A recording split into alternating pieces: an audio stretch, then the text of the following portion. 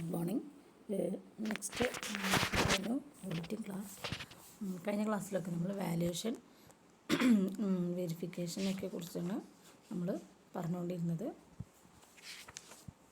Okay,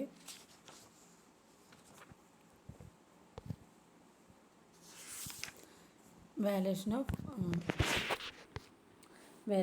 ലയബിലിറ്റീസിൽ നമ്മളിനി next നമുക്ക് പറയാനുള്ളത് വെരിഫിക്കേഷൻ ഓഫ് ലയബിലിറ്റീസ് ആണ്. വെരിഫൈഡ് ഡിഫറെൻറ്റ് ലയബിലിറ്റീസ്, പല രീതിയിലുള്ള ലയബിലിറ്റീസ് നമ്മളെങ്ങനെ വെരിഫൈ ചെയ്യുന്നതാണ്.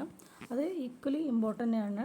വെരിഫിക്കേഷനും വാല്യുവേഷനൊക്കെ ഈക്വലി ഇമ്പോർട്ടൻ്റ് തന്നെയാണ് നമ്മുടെ ഒരു ഈ ഓഡിറ്റിംഗ് പ്രോസസ്സിൽ വരുന്നത്. Never be overstated or understated. ഒരിക്കലും ലയബിലിറ്റി കൂട്ടി കാണിക്കാനും പാടില്ല, കുറച്ച് കാണിക്കാനും പാടില്ല.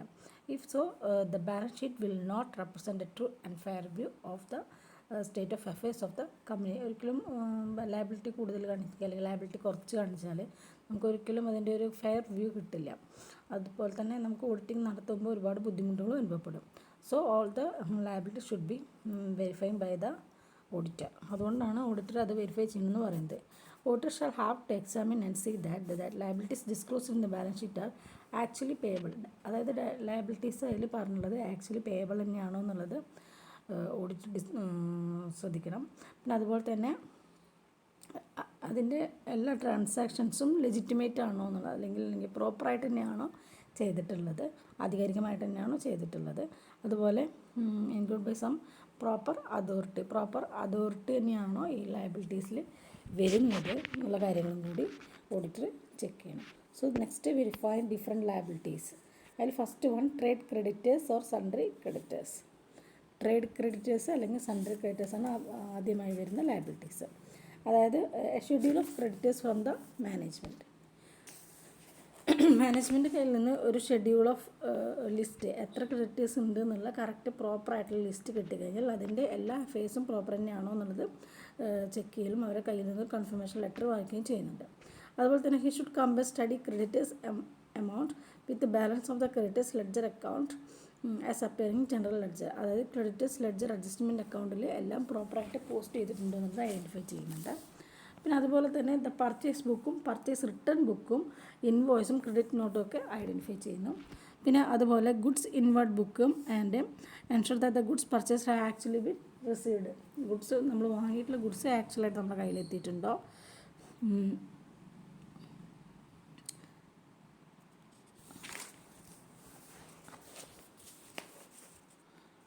അതുപോലെ തന്നെ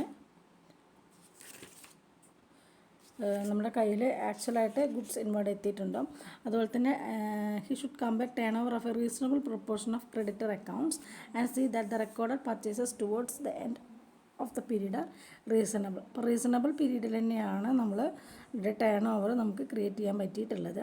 അതുപോലെ തന്നെ if debts have not been paid for longer period enquiry should be made. അതായത് ഡെബ്റ്റ്സ് ഒരു ഷോർട്ട് പീരീഡിലാണോ ലോങ് പീരീഡിലാണോ. And he should examine each and trade discount allowed trade discount എത്രത്തോളം കൊടുത്തിട്ടുണ്ട്. അതുപോലെ തന്നെ total amount of liabilities with last years ബാലൻസുമായിട്ട് total amount check ചെയ്യുക. അങ്ങനെയുള്ള കാര്യങ്ങളൊക്കെയാണ് നമ്മൾ ഒരു ട്രേഡ് ക്രെഡിറ്റേഴ്സിൽ ഓഡിറ്റർ വെരിഫൈ ചെയ്യേണ്ടത്. പിന്നെ നെക്സ്റ്റ് വരുന്നതാണ് ബിൽസ് പേയബിൾ. നമുക്കറിയാം ബിൽസ് പേയബിൾ ബുക്കും ബിൽസ് പേയബിൾ അക്കൗണ്ടും ലെഡ്ജർ അക്കൗണ്ടും. അതുപോലെ തന്നെ bills payable already paid should be checked with cash book and examine the return bill table. And next he should examine the bills payable return under rebate. ഇപ്പോൾ bills payable റിബേറ്റിലൂടെയാണോ നമ്മൾ return ചെയ്യുന്നത്. അതുപോലെ തന്നെ cash ബുക്കും അതുപോലെ തന്നെ return bill ടേബിളും നോക്കിയിട്ട് വേണം ഐഡൻറ്റിഫൈ ചെയ്യാൻ. അതുപോലെ തന്നെ അതിൻ്റെ ജെന്യൂനെസ്, ബില്ല് നമ്മുടെ ഹാൻഡിൽ, അതായത് ബില്ല് നമ്മുടെ കയ്യിലുണ്ടോ, ഇനി അത് പ്രോപ്പർ തന്നെയാണോ, അതിൻ്റെ ഡേറ്റ് കറക്റ്റ് തന്നെയാണോ എന്നൊക്കെ നോക്കിയിട്ടാണ് ബിൽസ് പേയബിൾ ചെയ്യുന്നത്. അതുപോലെ if any charge has been created on any asset of the business by accept bill accept ചെയ്യുമ്പോൾ എന്തെങ്കിലും ചാർജസുകൾ എക്സ്ട്രാ ആയിട്ട് പ്രൊവൈഡ് ചെയ്തിട്ടുണ്ടോ എന്നുള്ളതൊക്കെ കൂടി ഐഡൻറ്റിഫൈ ചെയ്യും എന്തിൽ, ബിൽസ് പേയബിളിൽ. അതാണ് രണ്ടാമത് വരുന്ന ക്രെഡിറ്റ് ലയബിലിറ്റി. ദ നെക്സ്റ്റ് വരുന്നതാണ് bank overdraft. The auditor should verify the overdraft agreement with the bank. He should obtain certificate from the bank with regard to the amount of overdraft and interest the on.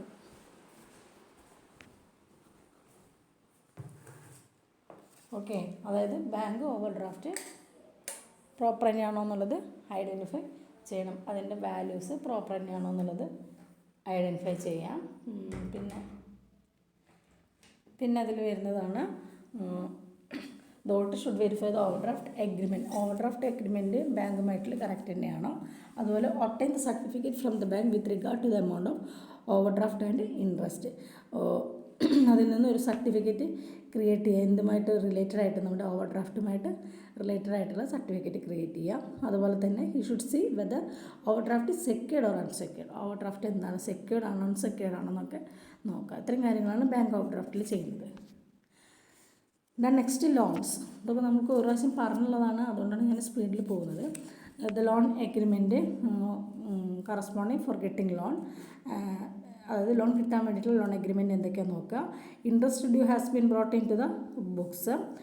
പിന്നെ loan has been secured by mortgaging any asset. Loan കിട്ടിയിട്ടുള്ളത് ഏതെങ്കിലും asset mortgage ചെയ്തിട്ടാണോ. ഇപ്പോൾ joint stock company ആണെങ്കിൽ should see that the company is empowered to borrow money as per Companies Act and memorandum articles of association. Companies Act പ്രകാരം അല്ലെങ്കിൽ memorandum പ്രകാരമൊക്കെയാണോ ഇത് കിട്ടിയിട്ടുള്ളത് നോക്കുക.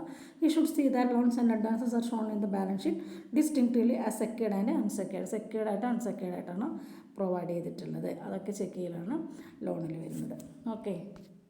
The next debentures.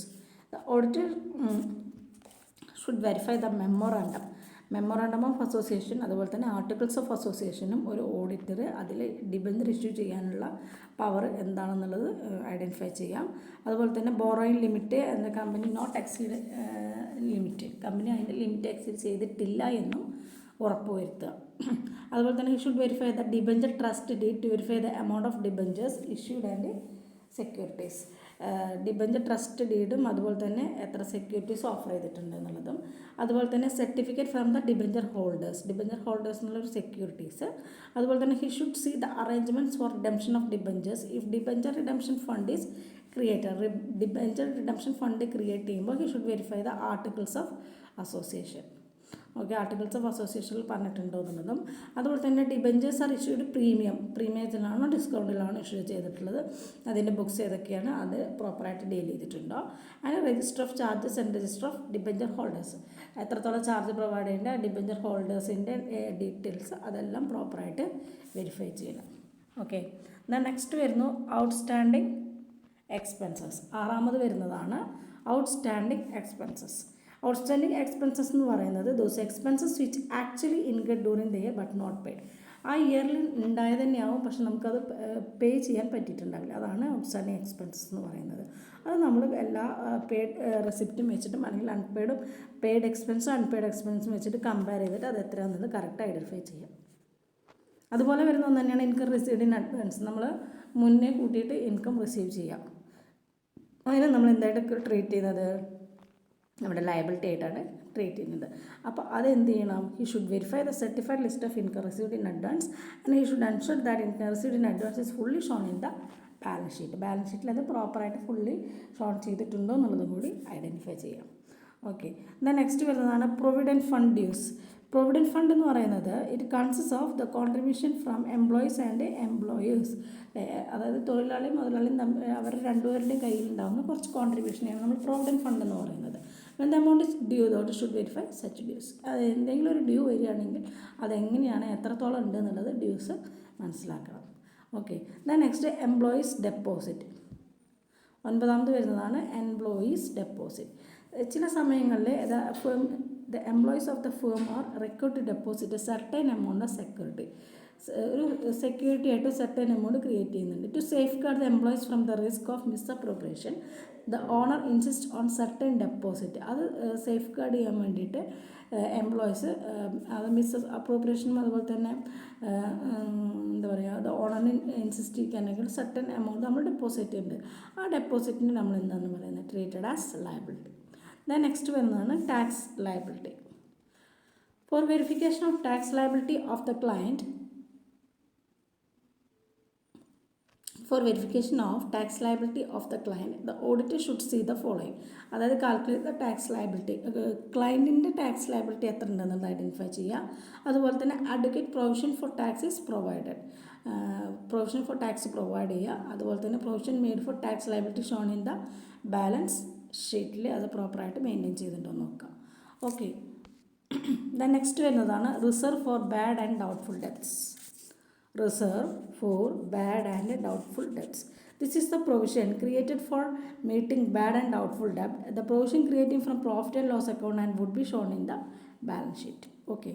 ഞാൻ അതിൽ പറയുന്നത് the auditor should verify, get a schedule of debtors, എത്രത്തോളം ഡെപ്റ്റേഴ്സ് ഉണ്ട്, ഇറ്റ് വിത്ത് ബാലൻസ് എത്ര ആ ലെഡ്ജറിൽ പറഞ്ഞത്ര അല്ലെങ്കിൽ ആ പ്രോപ്പർ അക്കൗണ്ടിൽ പറഞ്ഞത്ര ഡെപ്റ്റേഴ്സ് ഉണ്ടോ എന്ന് നോക്കുക.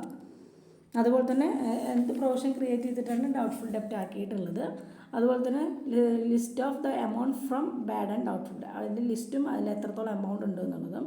അതുപോലെ തന്നെ the provision for the bad and doubtful ഡെപ്റ്റ് shown in the balance sheet along with sundry debtors. Sundry ഡെപ്റ്റേഴ്സുമായി അല്ലെങ്കിൽ അവരും കൂടെ അതിൻ്റെ ബാലൻസ് എത്ര ഉണ്ടെന്നത് ഐഡൻറ്റിഫൈ ചെയ്യാം.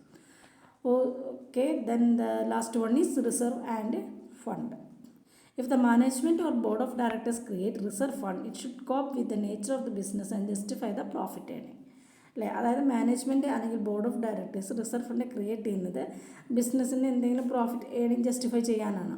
So the auditor should see profit and loss appropriation account and verify the reserve fund. Reserve fund verify ചെയ്യുക, profit and loss account appropriation account verify ചെയ്തിട്ട് റിസർവ് ഫണ്ട് വെരിഫൈ ചെയ്യാം. ഇത്രയാണ് ഇപ്പോൾ ഈ 12 പോയിൻ്റാണ് നമ്മുടെ വെരിഫിക്കേഷൻ ഓഫ് ലയബിലിറ്റീസിൽ വരുന്നത്. ഓക്കെ, ഇനി ഈ ഒരു ചാപ്റ്ററിൽ കുറച്ച് ചെറിയ ചെറിയ ടേമുകളുണ്ട്, നോക്കാം. അതിൽ ഫസ്റ്റ് ടേമാണ് ക്യാപിറ്റൽ. ഇതെല്ലാം നമുക്ക് അറിയുന്നതാണ്, ജസ്റ്റ് ഓടിക്കാനേ ഉള്ളൂ. ക്യാപിറ്റൽ എന്ന് പറഞ്ഞാൽ എന്താണ്? ക്യാപിറ്റൽ നമ്മൾ ട്രീറ്റഡ് ആസ് എ ലയബിലിറ്റി ആണ്. It should be verified the auditor for the purpose of certify the genuineness. Certify ചെയ്യാൻ വേണ്ടിയിട്ട് നമ്മളത് യൂസ് ചെയ്യുന്നുണ്ട്. If it is a first audit ആണെങ്കിൽ, അപ്പോൾ നമ്മളൊരു ഫസ്റ്റ് ഓഡിറ്റാണ് നടത്തുന്നതെങ്കിൽ ദ ഓഡിറ്റർ മെമ്മോറാണ്ടം അസോസിയേഷനും ആർട്ടിക്കിൾസും ഒക്കെ ഐഡൻറ്റിഫൈ ചെയ്യണം. Cash book, passbook, board resolution, minute book for classes of share issued, allotted share, അതുപോലെ തന്നെ allotted calls in arrears, four feature of share etcetera, അതെല്ലാം ഐഡൻറ്റിഫൈ ചെയ്യാം. പിന്നെ ഈ ഷെയറുകളെ കുറിച്ചിട്ട് ഷെയറുകൾ ഇഷ്യൂ ചെയ്യുന്നതിനെ കുറിച്ചിട്ട് എന്തൊക്കെയാണ് ആർട്ടിക്കിൾസിൽ പറഞ്ഞിട്ടുള്ളത്. അതുപോലെ തന്നെ if share is issue to vendors, the auditor should verify the vendors agreement and board resolution for the same. ഒരു ഫസ്റ്റ് ഓഡിറ്റാണ് നടത്തുന്നതെങ്കിൽ. ഇനി ക്യാപിറ്റലിന് വരുന്ന subsequent audit if it is not the first year of the company. ഇപ്പോൾ എല്ലാ വർഷവും നടത്തിക്കൊണ്ടിരിക്കുന്നതാണ്, ആദ്യത്തെ വർഷം അല്ല നടത്തണമെങ്കിൽ അവർ ചെക്ക് ചെയ്യേണ്ടത് എന്താ, ക്യാപിറ്റലിൽ വലിയ ചേഞ്ച് ഇല്ലേ, എല്ലാ പ്രാവശ്യവും ക്യാപിറ്റൽ സെയിം തന്നെയാണോ, അഡീഷണൽ ക്യാപിറ്റൽ ഇൻവെസ്റ്റ് ചെയ്തിട്ടുണ്ടോ, റെലവൻറ്റ് സെക്ഷൻസ് പ്രകാരം തന്നെയാണോ അത് ചെയ്തിട്ടുള്ളത്, അതുപോലെ തന്നെ പാർട്ട്ണർഷിപ്പ് ഫേമാണോ, പാർട്ട്ണർഷിപ്പ് ഡീഡ് ഉണ്ടോ, അങ്ങനെയുള്ള ക്യാപിറ്റലുമായി റിലേറ്റഡ് ആയിട്ടുള്ള എല്ലാ കാര്യങ്ങളും ഓഡിറ്റർ വെരിഫൈ ചെയ്യണം. ഓക്കെ, ദെൻ നെക്സ്റ്റ് പറയുന്നു കോണ്ടിജൻറ്റ് ലയബിലിറ്റീസ്. പിന്നെ അതിന് മുന്നേ നമ്മൾ പറയാം, ആ സബ്സിക്വൻറ്റ് ഇയറിൽ നോക്കേണ്ടത് ക്യാപിറ്റൽ നോക്കണം, അഡീഷണൽ ക്യാപിറ്റൽ ഉണ്ടോ, ഇൻക്രീസ്ഡ് ക്യാപിറ്റൽ ഉണ്ടോ, ഡിക്രീസ്ഡ് ആണോ, ലോസ് ആണോ, വിത്ഡ്രോവൽസ് ഉണ്ടോ, അതൊക്കെ നോക്കാം. സോ നെക്സ്റ്റ് വരുന്നതാണ് കോണ്ടിജൻറ്റ് liabilities. Contingent liability is one which is not a real liability but it will become an actual liability on happening or a non-happening of an event.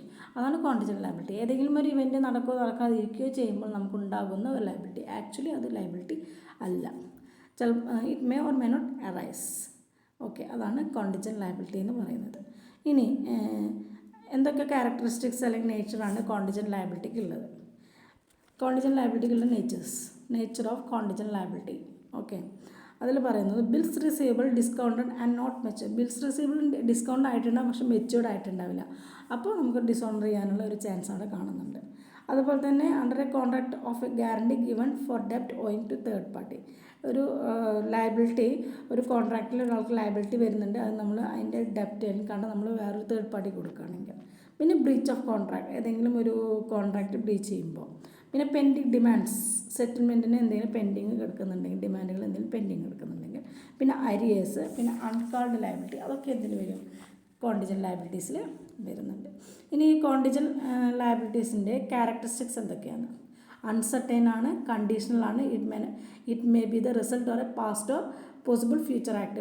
ചിലപ്പോൾ പാസ്റ്റിൽ വരാം, possible future ആക്ടിൽ വരാം. Actually liability ആണ്, പിന്നെ it involves additional എക്സ്പെൻഡിച്ചറാണ്. ഇത്രയാണ് അതിൻ്റെ characteristics ആയിട്ട് വരുന്നത്, കോണ്ടിജൻറ്റ് ലയബിലിറ്റീസിൻ്റെ characteristics ആയിട്ട് വരുന്നത്. എന്തൊക്കെയാണ്? അൺസർട്ടൈൻ ആണ്, കണ്ടീഷണൽ ആണ്, it may be the result of a past act or possible future act. പിന്നെ actual liability on happening of an event ആണ്, ഇറ്റ് ഇൻവോൾവ്സ് അഡീഷണൽ എക്സ്പെൻഡിച്ചർ ആണ്. Okay, then next auditors duty. The auditor should have certified list from the management regarding all possible contingent liability. He should verify various contingent liabilities mentioned in the list. ഓഡിറ്ററുടെ duty എന്ന് പറയുന്നത് ആരൊക്കെയാണ് കോണ്ടിജന്റ് liabilities provide ചെയ്തിട്ടുള്ളത്, അല്ലെങ്കിൽ എന്തൊക്കെ കേസുകളിലാണ് കോണ്ടിജന്റ് liabilities വന്നിട്ടുള്ളത് അത് verify ചെയ്യുക. അതുപോലെ തന്നെ എത്രത്തോളം ആളുകളുണ്ടെങ്കിൽ അതിനനുസരിച്ച് അതിൻ്റെ ഡോക്യുമെൻ്ററി എവിഡൻസുകൾ പ്രൊവൈഡ് ചെയ്യുക. നെക്സ്റ്റ് ഇതിൽ വരുന്ന ഈ ഒരു ചാപ്റ്ററിൽ വരുന്ന ഒരു ടേമാണ് future liability and contingent liability. Future liabilities എന്ന് പറയുന്നത് actual liabilities fall on future date. It is definite liability to occur in future but contingent liabilities are not definite liabilities.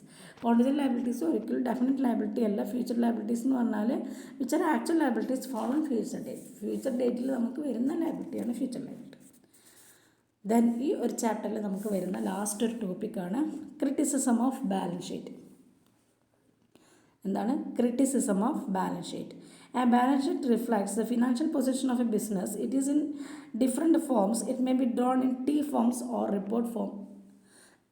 T ഫോംസിലാണ് നമ്മൾ ബാലൻസ് ഷീറ്റ് പ്രിപ്പയർ ചെയ്യുന്നത്.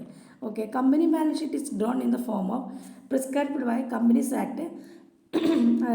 Act, അതുപോലെ തന്നെ banking companies act, insurance companies act പ്രകാരമൊക്കെയാണ് നമ്മൾ balance sheet prepare ചെയ്യുന്നത്. It is legal and conventional forms for arranging asset liability and making provisions in the balance sheet. ഇനി ഇതിലേക്ക് ബാലൻസ് ഷീറ്റിൽ വരുന്ന ക്രിറ്റിസിസം എന്ന് പറയുന്നത് ക്രിട്ടിസൈസ് ചെയ്യുക എന്ന് പറഞ്ഞാൽ നമ്മളതിനെങ്ങനെ എന്താ പറയുക? ക്രിട്ടിസൈസ് ചെയ്യുക എന്ന് പറയില്ലേ നമ്മളിങ്ങനെ എന്തെങ്കിലും മലയാളം പറയാം? നോക്കി നോക്കി ഡിക്ഷണറിയിൽ കറക്റ്റ് മലയാളം എനിക്ക് വീട് വരുന്നില്ല. ക്രിട്ടിസൈസ് ചെയ്യുന്ന നമ്മൾ ഒരാളെ ക്രിട്ടിസൈസ് ചെയ്യുന്ന പറയുമ്പോൾ അയാളുടെ കുറവുകൾ ഇങ്ങനെ അങ്ങനെ നമ്മളൊന്ന് കുത്തിയിട്ട് ഡീറ്റെയിൽ ആയിട്ട് എടുക്കില്ല, അതാണ് ഉദ്ദേശിക്കുന്നത്. അപ്പോൾ ബാലൻസ് ഷീറ്റ് ക്രിട്ടിസൈസ് ചെയ്യുക എന്ന് പറയുമ്പോൾ അതിൻ്റെ പോരായ്മകൾ ക്രിട്ടിസൈസ് ചെയ്യാണ്.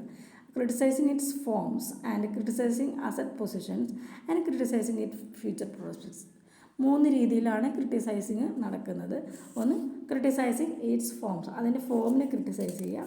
2 ക്രിട്ടിസൈസിങ് അസറ്റ്സ് പൊസിഷൻ, അസറ്റിൻ്റെ പൊസിഷൻ ക്രിട്ടിസൈസ് ചെയ്യുക.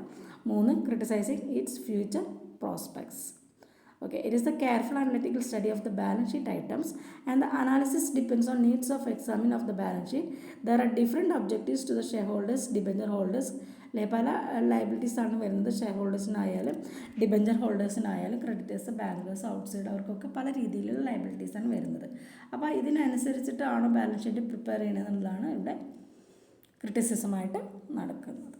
ഓക്കെ, ഇത്രയും ഭാഗമാണ് നമ്മുടെ ഈ ഒരു ചാപ്റ്ററിൽ വരുന്നത്. എന്തൊക്കെയാണ് നമ്മൾ ഇത്ര നേരമായിട്ട് കണ്ടതെന്നുള്ളത് ഞാൻ ജസ്റ്റ് ഒന്നും കൂടി പറയാം.